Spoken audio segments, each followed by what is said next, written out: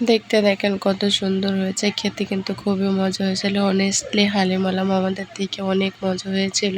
আসসালামু আলাইকুম everyone, welcome back to my channel.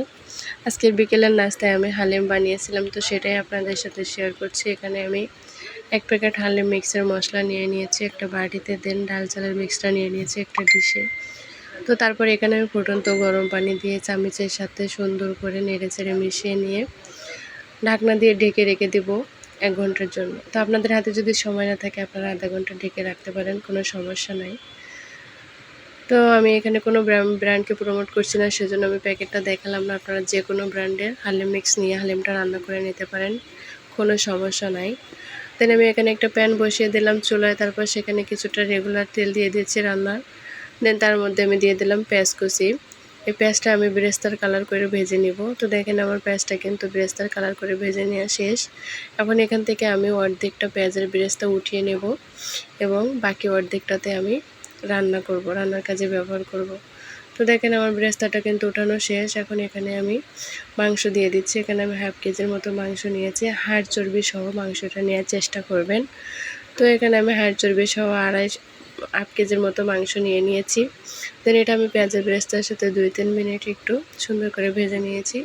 তারপর এখানে আমি দিয়ে দিলাম হালিম মিক্সের মশলাটা। এখানে আমি পুরো মশলাটা ব্যবহার করি না, এখানে আমি 2 চা চামচের মতো মশলা উঠিয়ে রেখেছি, বাকি মশলাটা এখানে আমি ব্যবহার করেছি।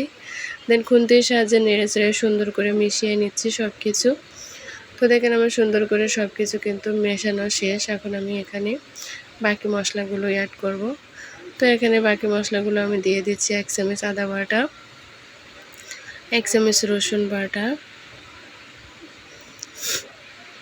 স্বাদ মতো লবণ।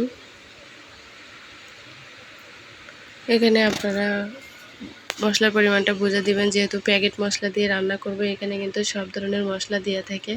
তো এখানে আমি হাফ চামচ হলুদ গুঁড়া এবং হাফ চামচের কম একটু জিরা গুঁড়া অ্যান্ড ধনিয়া গুঁড়া দিচ্ছি, অ্যান্ড হাফ চামচ লাল মরিচের গুঁড়া দিচ্ছি। তো দিয়ে আমি খুন্তির সাহায্যে নেড়েচেড়ে সব কিছু কিন্তু আবারও মিশিয়ে নিচ্ছি।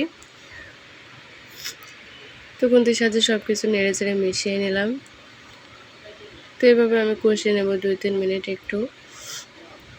অ্যান্ড আপনাদের সাথে একটা কথা বলি, অ্যান্ড এখানে এই পর্যায়ে কিন্তু এখানে ভাজা জিরার গুঁড়াটা ব্যবহার করা আবশ্যক। তো এখানে আমি ভাজা জিরার গুঁড়াটা দিয়ে দিলাম। দেন আমি মাংসটা আবারও নেড়েচেড়ে মিশিয়ে কষিয়ে নিলাম। দেন ঢাকনা দিয়ে 2-3 মিনিট একটু কষিয়ে নেব, কারণ ঢাকনা দিলে মাংস থেকে পানি ছাড়বে, সেটা দিয়ে মাংস কষিয়ে নেব। তো মাংস কষানো শেষ। এখানে আমি এখন দিয়ে দিচ্ছি পরিমাণ মতো ফুটন্ত পানি। এই পানিতে কিন্তু আমার মাংসটা 70 থেকে 80% সিদ্ধ হয়ে যাবে।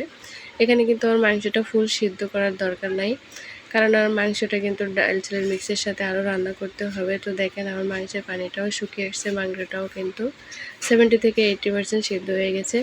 এখন এই পর্যায়ে আমি ডাল চালের মিক্সটা অ্যাড করে দিচ্ছি। তো দেখেন 1 ঘন্টা ভিজে রাখার ফলে এটা কিন্তু দেখেন ফুলে উঠেছে। এটা রান্না করলে আরও ফুলবে। তো দেন এখানে দিয়ে দিলাম, অ্যান্ড আমি সুন্দর করে খুন্তির সাহায্যে নেড়েচেড়ে মিশিয়ে নিচ্ছি আবারও 1-2 মিনিট। তো আমার প্যানটা কিন্তু ছোট হয়ে গেছে, এখানে আমার হালিমটা আটবে না। তো সেজন্য আমি প্যানটা এখানে চেঞ্জ করে নিচ্ছি। এখানে চুলায় অন্য একটা কড়াই বসিয়ে দিলাম। দেন এখানে হালিম মিক্সটা ঢেলে দিচ্ছি। তো হালিম মিক্সটা ঢেলে দিয়ে 2-3 মিনিট একটু নেড়েচেড়ে রান্না করে নেব। তো 2-3 মিনিট দেখেন একটু রান্না করে নিলাম। এখন এখানে আমি ফুটন্ত গরম পানি অ্যাড করে দিব। তো যে পানি রান্না করেছি সেখানে আমি ফুটন্ত গরম পানি দিয়ে দিলাম। প্যানটা ধুয়ে একটু দিয়ে দিলাম। দেন এখানে আমি ফুটন্ত গরম পানি পরিমাণ মতো দিয়ে দিচ্ছি। দিয়ে নাড়াচাড়া করে আমি রান্না করব 30 থেকে 40 মিনিট।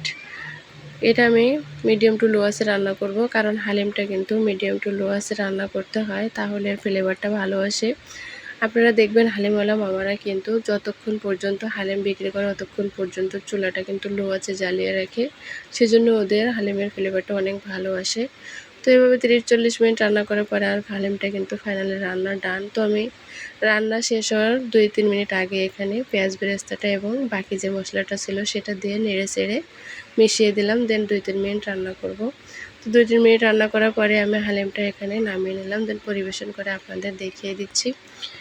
তো আপনারা যারা আমার শুভাকাঙ্ক্ষী আছেন অবশ্যই আমার চ্যানেলটাকে সাবস্ক্রাইব করে পাশে থাকবেন, আমার ভিডিও দেখবেন, বেশি বেশি করে লাইক কমেন্ট শেয়ার করবেন। আশা করি আমাকে সাপোর্ট করবেন। তো ফাইনালি এখানে আমি হালিমটা নিয়ে নিলাম, দিয়ে দিলাম অল্প একটু কাঁচা পেঁয়াজ কুচি। আপনারা চাইলে স্কিপ করতে পারেন, আমি ভালোবাসি, আমার পছন্দ কাঁচা পেঁয়াজ সেজন্য দিয়েছি। দিয়ে দিলাম পেঁয়াজ বেরেস্তা এবং দিয়ে দিলাম অল্প একটু শসা কুচি, দিয়ে দিচ্ছি কাঁচামরিচ অ্যান্ড ধনিয়া পাতা। তো তারপরে এখানে স্লাশ করে কেটে রাখা 3টা টুকরা লেবু আমি এখানে অ্যাড করেছি। আপনারা চাইলে স্কিপ করতে পারেন, কারণ এখানে শসা বা কাঁচা পেঁয়াজটা কিন্তু সবাই পছন্দ করে না, আমি পছন্দ করি সেজন্য দিয়েছি। আপনারা চাইলে স্কিপ করতে পারেন, আবার চাইলে এখানে 2-3 টুকরা আদা কুচিও ব্যবহার করতে পারেন। আমি আদা কুচিটা খেতে পছন্দ করি না সেজন্য স্কিপ করেছি। তো আজকের মতো এখানে শেষ করছি, কথা হবে অন্য কোনো ভিডিও নিয়ে। আল্লাহ হাফেজ।